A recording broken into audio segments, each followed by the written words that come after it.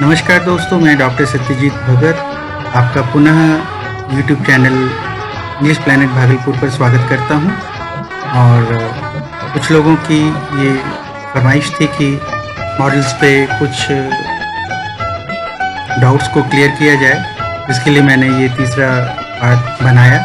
आशा है ये आपको ज़्यादा से ज़्यादा लाभ पहुंचाएगा। कैसा लगा आपको ये वीडियो कमेंट बॉक्स पे ज़रूर बताइए। धन्यवाद। आज मैं आपके सामने मॉडल वर्ब्स के कुछ और भी चुनिंदा प्रयोग लेकर के आया हूँ। इसमें से हम लोगों ने ज़्यादातर चीज़ें पढ़ रखी हैं, फिर भी ये आपके आगे की पढ़ाई में हेल्प करेगा। इस ख्याल से दोबारा से हम लोग इसको रिपीट करते हैं। कुछ चीज़ें हमने दूसरी जगह देखी हैं। The use of some modal verbs, will और शैल का प्रयोग। इसको हम लोगों ने टेंसेस के समय भी देखा था। अगर आपने अभी तक मेरा वीडियो जो टेंसेस के ऊपर मैंने बनाया है अगर नहीं देखा है तो आपसे हमारी रिक्वेस्ट है कि वहाँ जा कर के आप देखिए, उससे आपको बहुत सारी चीज़ें सीखने को मिलेंगी।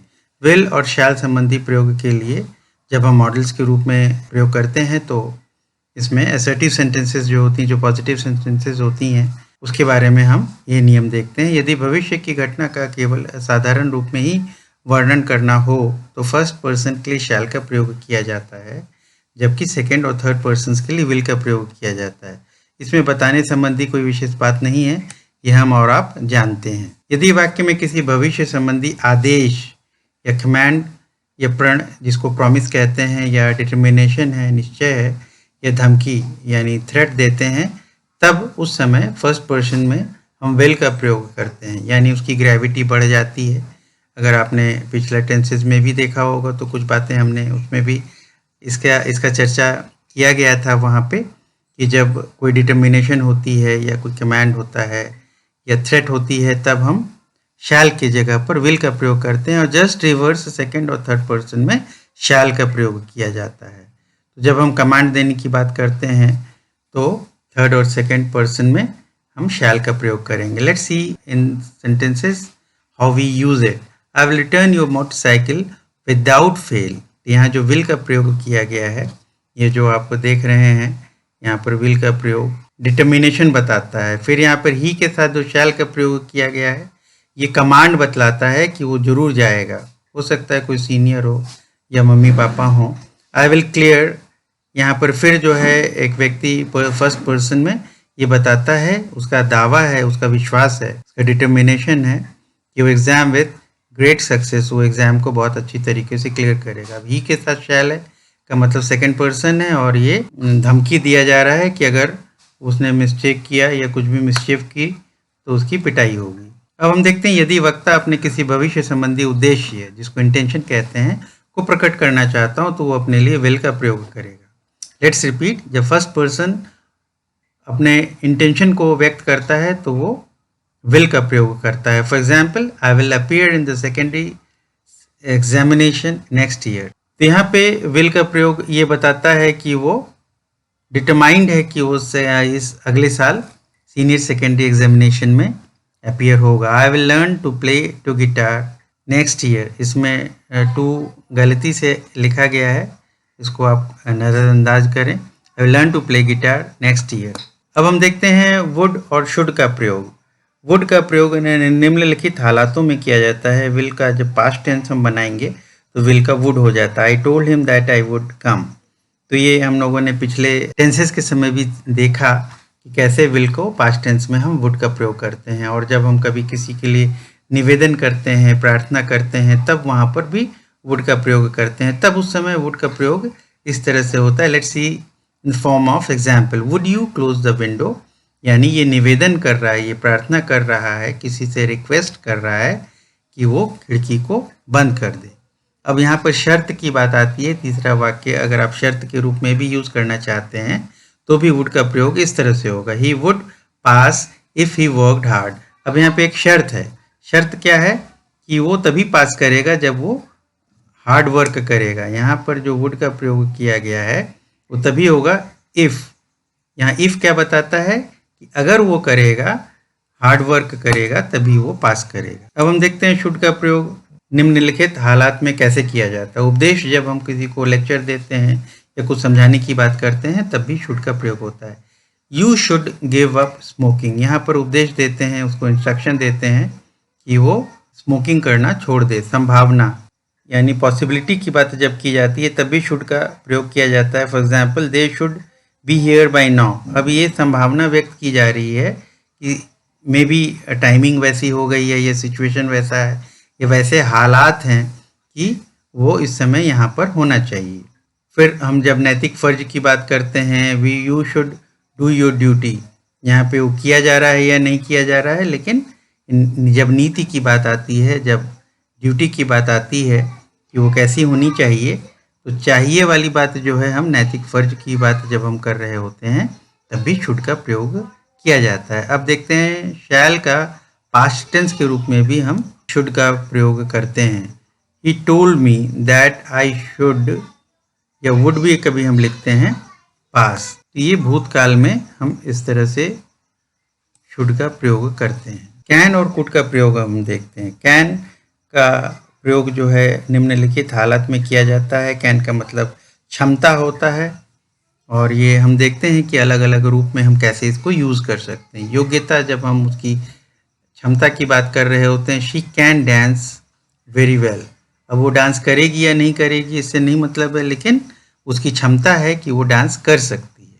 नाउ इजाज़त, you can go home now. तो यहाँ पर जो कैन होम की बात की जा रही है, ये परमिशन देने की बात है। स्वाभाविक है कि जो सीनियर पोजीशन में है, चाहे एज से हो या पद के हिसाब से हो, वो अपने जूनियर को या अपने से छोटे को इजाज़त देता है।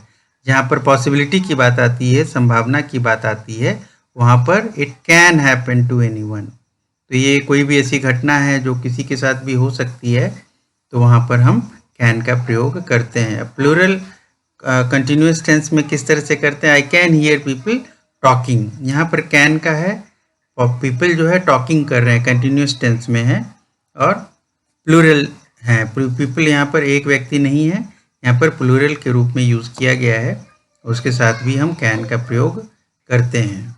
कुड का हम प्रयोग देखते हैं। ये निम्नलिखित हालात में किया जाता है। जब हम शर्त के रूप में करते हैं तो I could lift this book, या I could lift this box if I tried. तो बॉक्स की जगह हम कोई सा भी कॉमन नाउन ले सकते हैं, बॉक्स हो, टेबल हो, चेयर हो।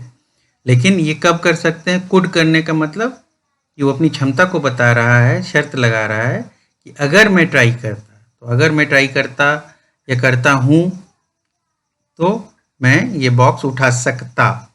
अब ये प्रार्थना की बात हो रही है, जैसा कैन में हमने देखा था।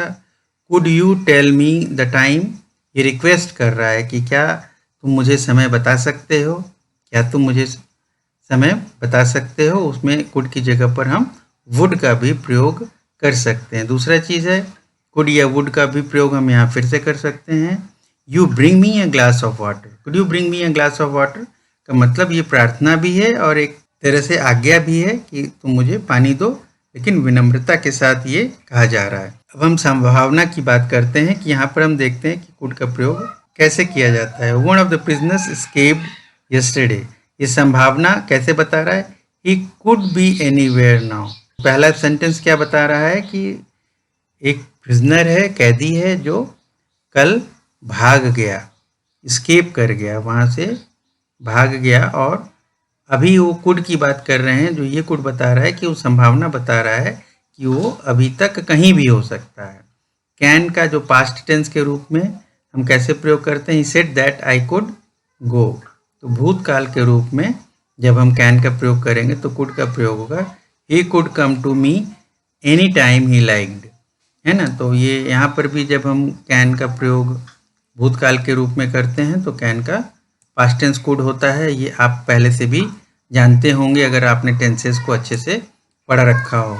मे और माइट का प्रयोग, मे और माइट का प्रयोग हम देखते हैं कि कैसे मे का प्रयोग किया जाता है। अनुमति या इजाज़त के लिए जब हम करते हैं यू मे गो नाउ, तो यहाँ पर जो मे का प्रयोग किया गया है ये हम इजाज़त दे रहे हैं, ये अनुमति दे रहे हैं कि तुम अब जा सकते हो। मे आई कम इन सर, ये हम परमिशन मांग रहे हैं कि मे आई कम इन सर का मतलब कहीं से भी अंदर आना, प्रवेश करना है। स्वाभाविक है कि अगले कमरे से पहले कमरे में अगर आपको आना है जहाँ पर कोई व्यक्ति पहले से ही मौजूद है, उससे आपको परमिशन लेनी है, तो इस तरह के वाक्य को हम बनाते हैं। संभावना यानी पॉसिबिलिटी की जब बात होती है, हिज स्टेटमेंट मे, अब यहाँ मे की जगह हम कैन भी यूज़ कर सकते हैं, कुड भी यूज़ कर सकते हैं, कुड बी ट्रू।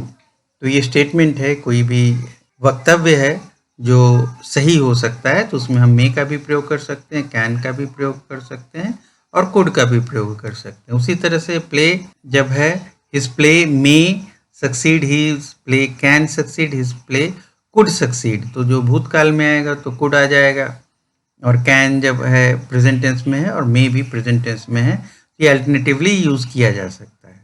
अब इच्छा या प्रार्थना के रूप में कैसे हम यूज़ करेंगे? मे यू लिव लॉन्ग, ये हम आशीर्वाद दे रहे हैं, किसी के लिए विश कर रहे हैं कि वो लंबा जिए। मे आवर कंट्री प्रॉस्पर, हम अपनी कंट्री की भी बात करते हैं और ये कहते हैं कि वो लंबे समय तक रहे। माइट का प्रयोग हम जब मे का पास्ट टेंस के रूप में करते हैं तब क्या होता है? He said that I might go, ये भूतकाल के रूप में मे का प्रयोग किया जा रहा है। I thought that he might help her. तो इस तरह से आप बहुत सारे सेंटेंसेस बना सकते हैं और ये प्रैक्टिस कीजिए। मैंने पहले भी सजेस्ट किया है कि प्रैक्टिस से ही आप इसके ऊपर बहुत अच्छी पकड़ बना पाएंगे। फिर भावी संभावना, जो भविष्य में होने वाली है, बात हो सकती है, उसके लिए भी हम कैसे माइट का प्रयोग करते हैं? He might pass this year, संभावना है कि वो पास कर जाए। मे थोड़ा सा ज़्यादा स्ट्रांग होता है, माइट का मतलब थोड़ा सा कम होता है। संभावना जब कम रहे तो माइट का प्रयोग करते हैं, संभावना थोड़ी सी ज़्यादा रहे तो मे का प्रयोग किया जाता है। He might reach here by evening, अब ये संभावना व्यक्त की जा रही है कि वो शाम तक आ जाएगा।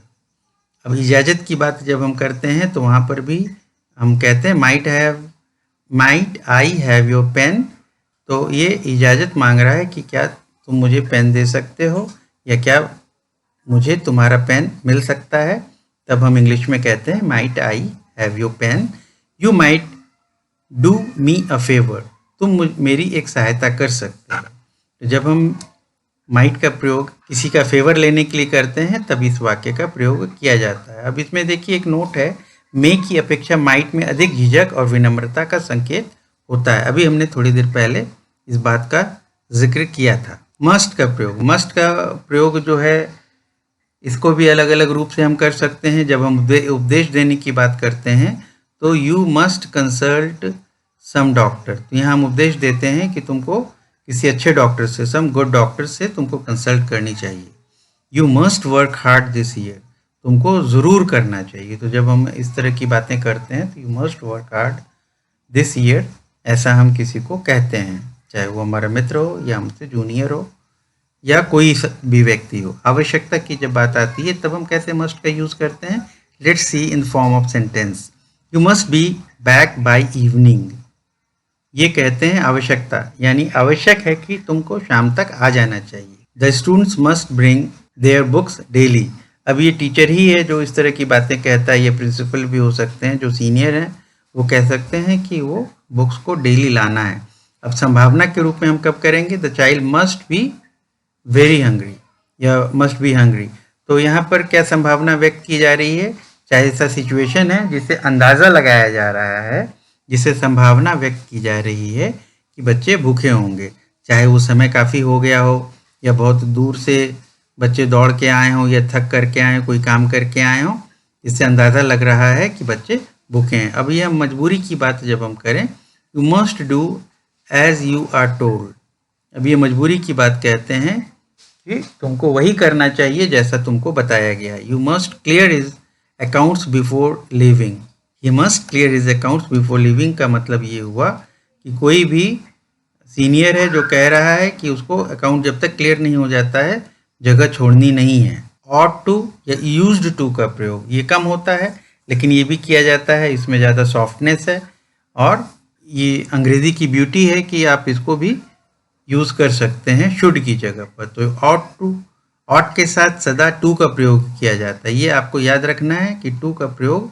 हमेशा आपको करना पड़ेगा। और ऑट टू का मतलब होता है शुड, तो शुड जो है थोड़ा ज़्यादा स्ट्रॉन्ग है, ऑट टू थोड़ा सा ज़्यादा विनम्रता के साथ किया जाता है। तो देखते हैं कि कैसे इसको हम यूज़ करते हैं। नैतिक फ़र्ज़ है, you ought to respect your elders, यहाँ पर कहते हैं कि नैतिक फ़र्ज है, यहाँ पर कर्तव्य है हमारा कि हम सीनियर्स का रिस्पेक्ट करें। इच्छा, योग्य या संभावना जब हम व्यक्त करते हैं तो देखिए कैसे वाक्य बना सकते हैं। Mohan ought to win the race this time. अब ये कहता है कि मोहन को इस समय या इस बार जरूर रेस जीत जानी चाहिए। इच्छा या योग्यता की जरूरत जब आती है इच्छा के रूप में, ये देखिए कि कैसे यूज करते हैं। You ought to build a new house now. अब ये कहा जाता है, इच्छा व्यक्त की जाती है जरूरत के हिसाब से कि अब उसको नया घर बना लेना चाहिए। इस तालिका में दिए गए सभी वाक्य में ऑट टू के स्थान पर शुड का प्रयोग किया जा सकता है। तो मैंने आपको बताया कि वो आप कर सकते हैं, लेकिन इस बात का ख्याल रखिए कि शुड थोड़ा सा ज़्यादा स्ट्रॉन्ग है अपने इफेक्ट में, और ऑट टू थोड़ा विनम्रता के साथ लिया जाता है या किया जाता है। ऑट के भांति यूज्ड भी एक ऐसा ही मॉडल है जिसके साथ टू का प्रयोग करना ज़रूरी होता है। तो यूज्ड के साथ भी आप हमेशा याद रखिए कि आपको टू का प्रयोग करना पड़ेगा। Let's see how sentences are constructed. He used to live here. वो यहाँ पर रहा करता था। अभी रहता है कि नहीं रहता है, ये वाक्य बताता है कि शायद वो अब यहाँ नहीं रहता है, लेकिन कोई ऐसा समय था जब वो यहाँ रहता था। He never use to live here. ये जस्ट नेगेटिव है कि कहता है कि वो यहाँ पर कभी नहीं रहता था। अब हम देखते हैं नीड का प्रयोग। एक्सिलरी के रूप में नीड का प्रयोग केवल नेगेटिव और इंट्रोगेटिव वाक्यों में किया जाना चाहिए। इसका प्रयोग किसी संदेह, डाउट अथवा मनाही, जब हम किसी चीज़ को रोकते हैं, प्रोहिबिशन कहते हैं इंग्लिश में, को जोरदार ढंग से व्यक्त करने के लिए किया जाता है, जहाँ आवश्यकता की बात परिलक्षित होती हो। Need you go yet? No you needn't. Need you go it का मतलब क्या हो गया कि क्या तुम्हारा जाना आवश्यक है? तो ये जवाब में क्या है? नो यू नीडंट, नहीं तुम्हारा जाना आवश्यक नहीं है। नीड शी कम टुमारो, क्या उसका कल आना आवश्यक है? नो शी नीडंट, ये उसका जवाब है कि नहीं उसका आना आवश्यक नहीं है। अगर हम यस कहेंगे तो पॉजिटिव हो जाएगा, लेकिन आम तौर पर ये हमेशा हमको याद रखना है कि आम तौर पे जब नीड की बात आती है तो ये एक्सपेक्ट किया जाता है, गारंटी नहीं, एक्सपेक्ट किया जाता है कि उसका नेगेटिव ही आंसर दिया जाएगा। उसी तरह नीड का थर्ड पर्सन सिंगुलर सदा नीड ही होता है और उसका नीड्स नहीं लिखते हैं, प्लूरल नहीं होता है, ठीक है ना। तो ये देखिए जैसे need Mohan go there now, तो यहाँ पर मोहन थर्ड पर्सन भी है, लेकिन तब भी नीड को एस लगा करके हम यूज़ नहीं करते हैं। Need he right grammatical construction है। तो need Mohan go there now. दूसरा वाक्य हम देखते हैं, he need not worry any more. अब हम देखते हैं प्रश्नवाचक वाक्यों में नीड का प्रयोग तभी किया जाता है जब नेगेटिव उत्तर वांछित हो। जब हम इच्छा व्यक्त करते हैं, ये एक्सपेक्ट करते हैं कि वो नेगेटिव आंसर ही देगा। Need you go there? No I needn't. तो नीड यू गो देयर जब प्रश्न पूछा गया तो उसका जवाब नो आई नीडंट ऐसा एक्सपेक्ट भी किया जाता है। कभी कभी अपवाद स्वरूप कोई पॉजिटिव वाक्य भी बना सकता है, यस आई नीड टू। तो ये एक्सपेक्ट करता है व्यक्ति कि उसकी सफाई दे कि वैसा क्यों वो सोच रहा है। अब हम इंट्रोगेटिव और नेगेटिव वाक्यों में नीड के साथ टू का प्रयोग नहीं किया जाता है। Let's see is in form of example. Need he do any work? No he needn't do any work. तो यहाँ पर जब हम क्वेश्चन मार्क की बात करते हैं, इंट्रोगेटिव की बात करते हैं या नेगेटिव सेंटेंसेस की बात करते हैं, तब भी टू का प्रयोग नीड के साथ नहीं किया जाता है, किंतु निम्नलिखित वाक्यों में नीड के साथ टू का प्रयोग किया जाता है। अब ये अपवाद हम देखते हैं कि कहाँ कहाँ पर नीड के साथ टू का प्रयोग किया जाता है। ही नीड टू गो नाउ, यह अफर्मेटिव वाक्य है और यहाँ पर हम नीड के साथ टू का प्रयोग करते हैं। She need to study now. उसी तरह दूसरा वाक्य है, अब हम नेगेटिव में देखेंगे, he does not need to go now, उसको जाने की आवश्यकता नहीं है। She does not need to exercise now, उसको एक्सरसाइज करने की आवश्यकता नहीं है। Does he need to go now, ये इंट्रोगेटिव सेंटेंस है, यहाँ पर भी नीड के साथ हम टू का प्रयोग करते हैं। फिर दूसरा वाक्य देखते हैं, does she need to meditate now, क्या उसको अभी मेडिटेट करने की आवश्यकता है, ध्यान लगाने की आवश्यकता है। अब हम देखते हैं कि यदि ध्यान से देखा जाए तो पता चलेगा कि इन सभी वाक्यों में नीड को मुख्य किया यानी प्रिंसिपल वर्ब के रूप में प्रयोग किया गया है, न कि ऑक्सिलरी के रूप में। जैसे नीड नॉट की जगह haven't got to, don't have to, don't need to का प्रयोग किया जा सकता है। Need not go. दूसरी चीज़ हम देखते हैं जब नीड्स का प्रयोग मस्ट के साथ किया गया हो तो यह एक एडवर्ब का कार्य करता है। एडवर्ब क्या है? जो वर्ब की जगह यूज़ किया जाता है, जो वर्ब को डिफाइन करता है। वास्तव में नीड्स एक पॉसेसिव केस है जिसमें अपॉस्ट्रोफी का लोप किया जाता है। पॉसेसिव केस के ऊपर एक दूसरा वीडियो आपको इसी चैनल पे मिलेगा, आप वहाँ जा कर के रेफर कीजिएगा। वास्तव में नीड्स के साथ एक पॉसेसिव केस है जिसमें अपॉस्ट्रोफी का लोप किया जाता है। इस प्रकार needs is equal to needs of need या ऑफ नेसेसिटी या नेसेसरली, जिसको एडवर्ब कहते हैं, इस तरह से बनता है। इस प्रकार हमने देखा कि नीड्स को एक एडवर्ब क्यों माना जाता है। He must needs finish his work by evening. तो ये संभावना एक व्यक्त की जाती है कि विशिष्ट प्रकार का इंग्लिश का कंस्ट्रक्शन है जो साधारण रूप में हम यूज़ नहीं करते हैं, इसलिए बहुत ही ज़्यादा कंफ्यूजिंग होता है कि मस्ट के साथ हम नीड्स का प्रयोग करते हैं। जब इस तरह के सेंटेंसेस अगर आप कुछ और कंस्ट्रक्ट करेंगे तो आप इसकी मूलभूत संरचना को समझ पाएंगे। अगर आपको कोई भी परेशानी आ रही हो तो कमेंट बॉक्स में लिखिए, इसको स्पेसिफिकली मैं डिटेल में अलग से एक वीडियो बना करके समझाने की कोशिश करूंगा। डेयर का प्रयोग हम देखते हैं कि कैसे किया जाता है। एक्सिलरी के रूप में डेयर का जो है निम्नलिखित हालातों में किया जाता है। नेगेटिव वाक्यों में कैसे करते हैं? He dare not go to cinema. Dare का मतलब धमकी दी जाती है उसको। जो भी इस तरह का वाक्य बनाता है तो वो एक तरह से धमकी ही देता है कि वो ऐसा ना करे। Dare not go to cinema मतलब अगर गया तो उसकी हालत खराब कर दी जाएगी। Is the sense when a person uses this kind of sentence. अब इंट्रोगेटिव में कैसे देखते हैं? Dare he go to cinema, क्या उसकी इतनी हिम्मत है कि वो सिनेमा देखने जाए? या संदेह में, डाउट व्यक्त करने वाले वाक्यों में भी इस तरह का कंस्ट्रक्शन किया जाता है। अब ऐसे वाक्यों में भी hardly, never, no one, nobody का प्रयोग किया गया हो तब हम देखते हैं कि डेयर का प्रयोग कैसे करते हैं। जब डेयर का प्रयोग ऑक्सिलरी के रूप में किया गया हो तो इसके साथ टू का प्रयोग नहीं किया जाता है। अगला ध्यान देने वाली वाक्य की, डेयर का थर्ड पर्सन सिंगुलर के साथ सदा डेयर ही होता है, ना कि डेयर्स। थर्ड पर्सन में भी जैसे हमने नीड का देखा कि नीड के साथ एस का प्रयोग नहीं करते, उसी तरह डेयर के साथ भी एस का प्रयोग नहीं किया जाता है। उदाहरण देखते हैं नेगेटिव में, he dare not fight with me. यहाँ डेयर के साथ नॉट लगाया गया इसलिए नेगेटिव है। फाइट विद मी मतलब उसको हिम्मत नहीं होनी चाहिए कि मुझसे लड़े। He will hardly dare to go there again. ये फिर कहता है कि उसकी हिम्मत शायद ही होगी कि वो दोबारा से वहाँ पर जाए। Do go there again. जब क्या आप बता सकते हैं कि नीड और डेयर के प्रयोग के संबंध में कौन कौन सी बातें एक जैसी हैं? आपको पता है तो कृपया कमेंट बॉक्स में लिखिए। Thank you for watching.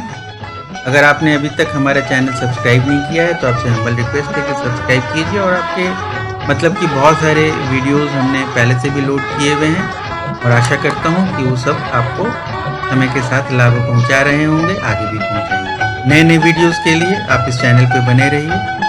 फिर से आपका बहुत बहुत धन्यवाद।